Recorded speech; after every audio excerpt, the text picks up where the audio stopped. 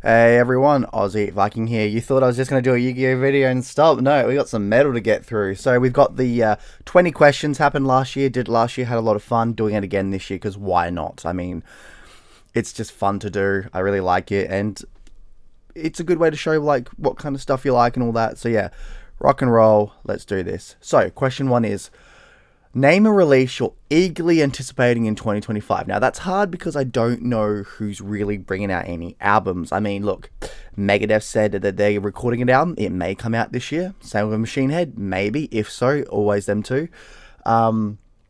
Probably a new Ghost album. Every 2-ish years, they bring out a new album. So hopefully a new Ghost album. That'd be pretty cool. The last one was really nice. And Spirit World, who did Death Western, which was probably one of my favorite albums of 2022. So I'm really hoping they come out and do another one as well. So I'd say, yeah, for those ones, definitely those would be my my ones that I'm really excited for because there's some good bands. But you know what? The one thing I love about it is if you don't know, it's a good way to find out. Last year I had a few that I didn't even know were coming out, and I was like, ooh, I dig it.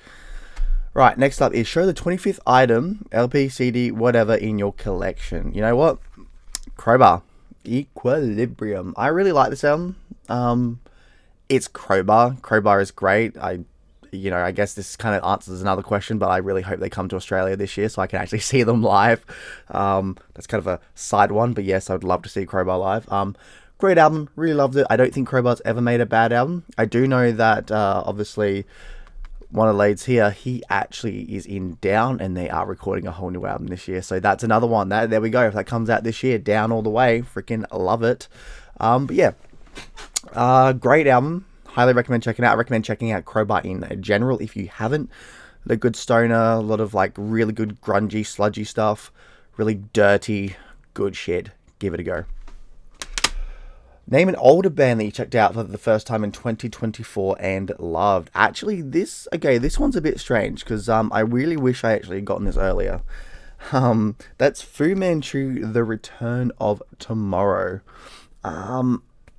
This is actually the first album I've owned of them, and probably the first time I've heard of them, kind of. I've heard of Fu Manchu, but I've never really gone into them because I never really dwelled into that little area of it. I heard of them, and I'm hating myself that I only got their albums this year, or like this is the only album I own. It's the only time I actually listened to them that I can remember. Who knows? They might have been playing at a gig, but I just didn't know the name. But damn, this is good. And this is what annoys me because this, if you could tell from my other videos, this would definitely be in my top albums of last year. If I knew about it, I bought this like a week after I did that video. And I'm kicking myself that I didn't buy it early because it was a really good album. But yeah, this is the first time I've checked it out for the first time. Really love them. Fu Manchu is a great band. I loved it, man. That sort of like grudgy, stonerific riff, fantastic. Just, man, it was fun. It's a fun band, and it's like good, clean vocals as well. It's fun. It's rocking. It's a variety of other genres. I am annoyed that it took me this long to actually check them out. But hey, don't do what I did. Check out Fu Manchu. They are amazing. Alright. Feeding the monkey. Monkey. Monkey. Punch the monkey. No, it's not punch the monkey, but monkey. Ozzy Osbourne. Never mind. How do you purchase most of your music? I do all three. I do online. I buy them from the Apple Store because they are quite cheap. Obviously digital. I probably should just use Bandcamp, but you know, I use the Apple Store. Fast and easy, I guess. I go to my my local Clarity Records in Adelaide. Great place, probably the best place to get a variety of albums. Sometimes I go to JB Hi-Fi as well, but mostly nowadays it is Clarity because they actually have a good sense of music coming in. And I do online shopping as well from like Utopia, Metal Records and stuff like that. Good stuff. Really love it. But yeah, I do all three. Sometimes I'll buy multiple of stuff because I love digital. It's quick and easy, but I like having the physical object. Why? I got a really good sound setup, you know, like $1,000 or more. I think it cost me like a long time ago, kind of like 5-8 years ago, give or take. So yeah, after that, I'm like, I want to buy CDs. You know, it has a DAC, makes it awesome, really good speakers, bang, bang, bang. Yeah, like, I feel like I want to use that up. You know, if you spend a lot of money on your sound system, definitely get physical sound. Also, when I plug in my vinyl player, it sounds amazing. Yeah. Okay. All right. Show a heavy metal album that musically is really hard to place in the heavy metal subgenre. Well, that is hard because obviously Star Wars Episode 1, 2, and 3 of of the musical genius that it is. No, although I do like those. They are really good. Check out the soundtracks. Like, prequels are great movies. I don't care what you say, but the music was best. I'm not going to say it, but probably the best music out of the Star Wars series of all 3 films. 6 films. I don't count the sequel trilogy. Anyway, moving on before I piss anybody else off, which I don't care. Life, opinions, enjoy. I got to say Riverside because it was really hard. Originally, I was going to do Devin Townsend because, let's be honest, with Devin Townsend, very hard to kind of pinpoint in the metal genre. But then I'm thinking, you know what, something different. I might have done Devin Townsend last year as well. Riverside, they're very interesting. They're like a progressive metal rock group. They have like synthesizers in there as well. It's a very mix of like a lot of different genres. And they're good. They're a good band. They're a fun band. They are different. They're different. They're a very different band. But yeah, I just have to go Riverside. I feel like they're the ones that make you go, okay, this is... How do you pinpoint what this is? Sometimes it's harder, sometimes it's rougher, sometimes it's chiller, sometimes more progressive, and sometimes they get the 80s synthesizers coming in and I'm like, oh, the synthesizer. What do you know about the synthesizer? It is the sound of the future. If you're a Daft Punk, you'll get that reference. But yeah, check them out. Eating Crow. Alright. Eating Crow. Talk about an album you used to hate, but after years, it finally clicked with you. Right. You know what? Okay. This is going to be a bit maybe controversial, kind of. I'm going to go with Misfits.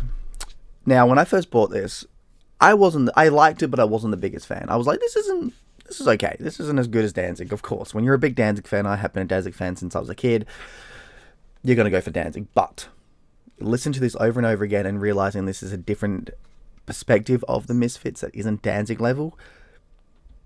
I dig it, and I listen to it. I listen to it a lot. I mean, I will listen to it after listening to the Danzig Misfits and be like, rocking out to it because it is a good album. I don't care what any other shithead says. This is a good album. It is a good Misfits album. No, Misfits isn't going to be anywhere near as good, at least probably ever, without Danzig. Maybe. I say that because some musical groups have gotten really good and possibly better at times. Black Sabbath, Ozzy Osbourne, 10 out of 10. But Dio was also a 10 out of 10. So, you know, sometimes you get there. And even some of the other ones later on had some good groove to them. So, I think people give this a lot of hate. But I do disagree. I think this is a really, really good album. So, check that out. Definitely check it out. Really fun. But I get it. But it does click with you. Give it a few more listens and it will click with you. Show you an album that you blind bought in 2024. Okay. The album that I blind bought, and this actually directly goes into an influencer that has released, that has gotten you to buy an album, which was number 14, was Onto Others, Never Neverland. I'd never heard of this band before. Thralls of Metal did a video on it, and I was like, and it was like they said it was groovy, it was nice, it was really like gets in your head, really catchy, and I was like, you know what, I'll give it a go. Had to listen to a couple songs on YouTube, and I was like, I need this album. Went out and bought the album digitally, of course. I couldn't find it anywhere online or in Australia because sometimes it is hard to get physical releases in Australia. But I bought it online for iTunes, downloaded it, played it, freaking loved it. Really good, very like gothic, very very. It's a sort of album too that when you listen to it a few times, you're like, holy crap, this is amazing. So yeah, really, really liked it. Had a really good vibe to it. Had a kind of type of negative vibe, not in terms of,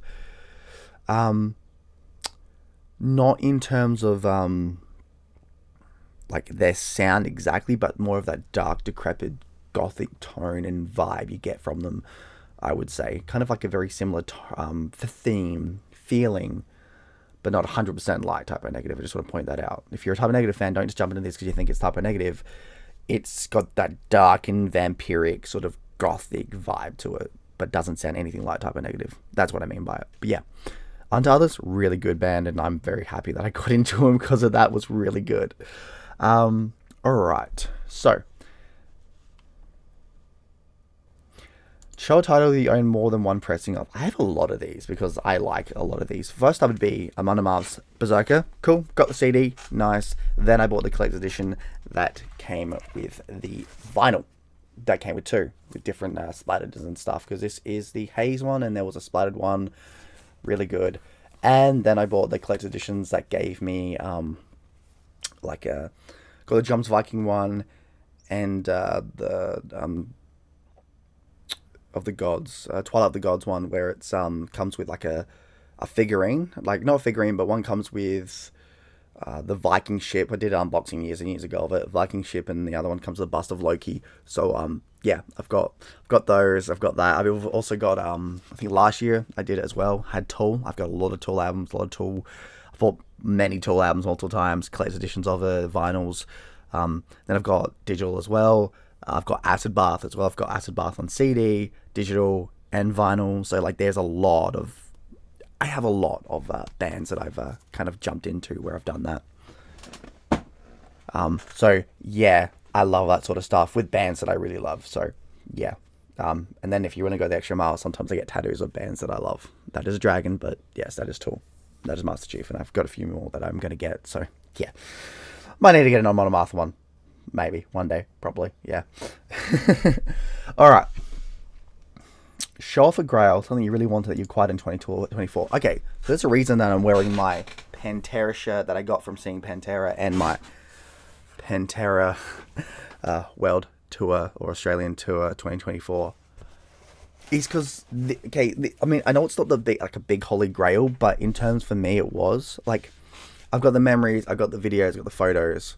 Cool, but I've got that memorabilia. I've got the t-shirt. I've got the hat. I've got the things that just make me realize, hey, this is. And I know I get it from other when I go to every single.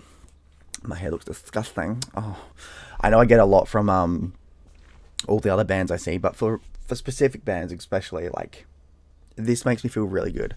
Having this in my heart, having this in my soul, having like that physicalness that I can show off, I guess, in a way, and say, hey, yeah, I got lucky. I got to have a part of. I got to see freaking Pantera.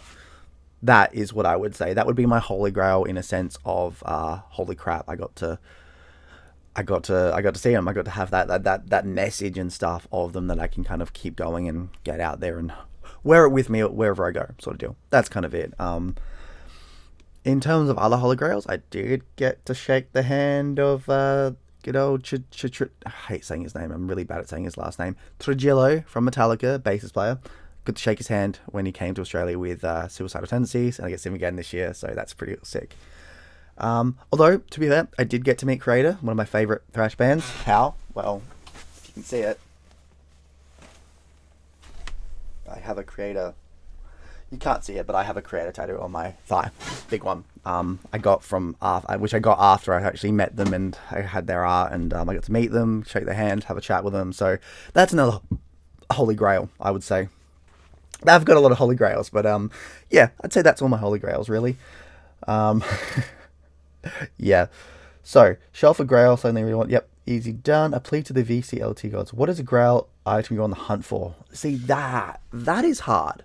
I gotta say, that is hard because I don't really have many grails. I'm not a musician, so there's not like a guitar or anything like that. I guess if there was any holy grail, I'd be getting a photo with Ozzy Osbourne, but that's probably never going to happen. But then on that, any photo with any bands that I really love, but that's hard too because you'd have to pay for it, I guess. Like, okay, Judas Priest. I'd love to meet Judas Priest, so that's something on the lines there. It's hard. It's really hard. Like, if you did this 10 years ago, Ozzy would be like meeting Ozzy, meeting Lemmy Kilmister, stuff like that. Oh. Basically I guess any grail I'm looking for would be a photo with a band that I love. That's it. And I've got a few photos of bands that I love. Great memories. I met Elevati, I met Tier, I met Creator. Like, I definitely don't jump around to every band I meet, but I do get to meet them sometimes. So that's really cool. So for me, any band that I get to meet, any photo that I get to meet a band with. So yeah. Okay, so show an album that no matter how many times you purge it from your collection, another copy returns. I don't purge any of my items at all. So I can't really answer that one. I've never thrown an album away and it's come back. Never. At least from what I remember. Maybe when I was a kid, but even then I found old ones from a kid. So yeah, that one doesn't apply to me at all. Name an artist that you have lost track of but reconnected with in 2024. See, that's hard as well. That is really hard because I haven't really lost any bands that I can remember. Not really. I mean, I guess, okay, I guess I could say like some of the older bands like Disturbed, Godsmack. I guess I did reconnect with them. I saw Disturbed live this year, so last year, sorry. So yeah, I guess I could say that. Like those bands that I've kind of reconnected with and gone, hey, I'm liking the new stuff as well, ish. So yeah, probably stuff like that. I guess there's a lot of and I mean to be fair, this year I'm seeing like Ailstorm, which I haven't listened to in a while. Necrogoblicon, which I haven't listened to in a while. I'm seeing them as well, so that'd be good. A few punk bands as well. So, okay, I guess I could say that there is a few bands that I have listened to where I have reconnected with in 2024, and yeah, there's some of them. Yeah, I'd say that. Good stuff though. Name a new band whose debut album really impressed you, but didn't have to come out in 2024. You know what? I'm gonna say it. Kerry King. I don't care what you say. This was a really good a really good thrash album. Really good first time for these guys. I know they're veterans. I know they're all veterans of the aisles, of the music industry. But in terms of their first debut album, they did a really good job. A really good job. I have no issues at all with them at all. I freaking loved this album. It's a good thrash album that can only get better if they keep making more music, which I hope they do. I'm pretty pissed off they didn't come to Adelaide. I think it's this year or last year. That would have been really good to see Kerry King live. So at least, hopefully, if they do make another album, they do a tour and we can come see them. So come to Adelaide, guys, please. But yeah, Kerry King, really, really enjoyed them as a debut album, and it can only go up from there. Hopefully. All right. Okay. Show a band release that you bought in 20 as a direct result of watching someone's YouTube channel. Answer that before, answer others. Never Never Land. Don't judge a book by its cover. Show a great album with a back. Okay, I might have showed this last year, but I feel like this is out of my entire collection. This is the most obvious one, and it's pretty bad. Iron Maiden's Dance of Death. Great album, phenomenal album, like one of their bests. Great songs. Freaking terrible artwork. I mean, look at that. It looks like somebody just had the worst 3D paint or whatever it was, Premiere at the time, Adobe, whatever it was, and just went, I'm going to make these 3D. So they went to like a 90s collection, archive collection, was like, I'm going to just place them there. The only good thing, it's funny too, because they're all 3D, but like that's a 2D artwork. And I'm like, you could have just done that in 2D artwork, but like the middle looks cool, Eddie looks cool, and I guess the background there, like the floor and stuff looks cool, but everything else looks absolute dog shit. Which is a shame, because it is a masterpiece of an album. It's Iron Maiden, of course it is. Okay, show an album whose cover art was created by one of your favourite artists. H.R. Geiger. I love his art. From movies to games to everything that it's just influenced. I love his art, and obviously being one of my favourites as well, Danzig. Can't complain. Cannot complain at all. H.R. Geiger all the way. He also did Triptychon as well. He did Celtic Frost as well. Like, he's done a lot of he actually did do a fair chunk of metal albums, which is obvious because H.R. Geiger's work is very, very metal. So yeah, H.R. Geiger all the way. An album you'd like to see reissued or on vinyl by one of your favorite artists. Favorite artists. Now you like to see reissued on vinyl or CD. I don't know. I legit don't know. That's hard. Because, like, I guess all my bands that I like have got their music out. I guess. Actually, no. Some old black metal, death metal albums, I think, could be better done by remixing and being redone. I think that would work really well. I can't think of any on top of my head, but I definitely have a feeling there's a few death metal, black metal albums that I remember listening to vaguely, where I'm like, I would like this redone where everything's more controlled, being better. I think what was it? Was it Suffocation or Entombed?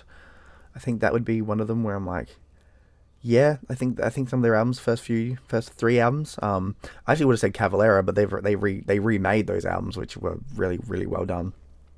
So I want bands to do stuff like that. I feel like if a band comes in and redoes an album like that, like how Cavalera did it, I think you're doing a really good job, and I think that's a really good ending point. But that could just be me. But yeah, that's what I'd say for that one. Name an album from a genre that you typically do not listen to very much. Honestly, Eminem. Rap. I do enjoy rap, but I only enjoy, like, I guess, really my childhood rap, like Eminem, D12, some Snoop Dogg, what else? The ones like Gangsta Paradise and stuff like that. I do enjoy rap. I just don't listen to it often or much. I mean, and some rap I don't like today because it just doesn't sound good. But some rap, like Eminem, does good rap. There's a lot of good rap out there if you just are open to it. And another way to get open to it is like crossover, rap metal, if you're into that as well. Like, that's a good way to kind of get into it and kind of like really vibe yourself if you really like the harder stuff. Body Count is amazing, but yeah, I'd have to go with Eminem. Rap, good stuff. I enjoy it. Don't hurt me. Listen, it's fine to listen to rap. I even listen to country. I like country. Country's good, depending on what kind of country it is. All right, what band do you hope to see live in 2025? That is not a one band question. That is a many band question right off the bat. I know they're only like last year they announced it and they're going to start doing it this year. And if it goes well and they do a world tour, it is going to happen in a few years' time. But Acid Bath all the way. I want to see Acid Bath live. I've seen so many great bands last year. Just give me Acid Bath. Hopefully. On that though, like I said, Crowbar early before. Danzig, the Misfits would be nice. I know that the Misfits and Danzig are supposed to be playing together. I'm like, please do a tour and have Danzig, like have Danzig with Misfits, do Misfits songs, and then them doing Danzig songs. Give me that. That would be amazing. 10 out of 10. Love it. Judas Priest is another one. I'd love to see Judas Priest. Love their latest album. I missed Judas Priest last time they were in Australia when they came to Adelaide. So Judas Priest all the way. Yeah. But I could go on. There's a lot of bands that I want to see. And some of them I'm seeing this year, some of them not, But yeah. Hopefully we get to see some good ones. But in my mind, yeah. There are definitely some bands I wish to see. Alright, so in closing, tell your viewers about 2 new to you YouTube channels you discovered in 2024. Just shout out 2 channels you enjoy. Alright, so what I'm going to do is called Quest of Metal. It's really fun. Anybody that gets their metal opinion out, don't always have to agree with them, but hey, I really like it when people get out and just go like, bam, bam, bam, my favorite this, my favorite that, rah, rah, rah. I really enjoy that, and I really respect that wholeheartedly. Really, really love it. Another one. So, yes, I did a metal one, but this one is actually not. So, if you know me, I love my Yu-Gi-Oh! There's a guy called Ham Dog Yu-Gi-Oh! He did some cool unboxings. I don't know. I like people that have unboxings and just talk about a lot of things. He does it really well. I really enjoy that. 10 out of 10 for me. But I'm a Yu-Gi-Oh! Fan. I'm a card. I'm a nerd. I'm a nerd, if you can see the backgrounds and what my other videos. So I'm a nerd. I like that sort of stuff, whatever. But yeah, for me, those two albums, those two YouTube channels are really, really good, and I really, really enjoy them. But there's a lot. Like I said, Frozen Metal, they're a big one that everybody loves, and I highly agree. Check them out. A lot of this stuff I wouldn't do without them, because I'm kind of getting back into this sort of like share your metal opinion. When I was younger, the idea was don't share your metal opinion because people will hate you. And now it's like share your metal opinion because who gives a fuck? So yeah. But yeah, that's the 20 of them, the 2020s of the 2025s. To be fair, in 2025, they'd got 20 questions. They should have done 25, I don't know. But yeah. Really good stuff. Really enjoyed it. Really good going through and really thinking about my collection.